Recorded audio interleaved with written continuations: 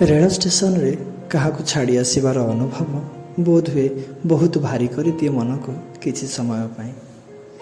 फेरला बेले लगे जमी आखि जाणी जाणी खोजे आउ न पाई हजि चले निज मन भितर आउ साउंडे स्मृति सबको जहा ताजा ताजा सजाई थिला एईना से कुनी घरटी समस्त ट्रेन आसवा अपेक्षा जमी सब विलंब लगे हेले से आसी पहुँची जाए आउ ता बेग आउ शब्द एते जल्दी आखि कान ठू दूरे जाए जे जमी कालीर सुंदर मुहूर्त सब जहाँ थिला से सब स्वप्न भली मन हुए।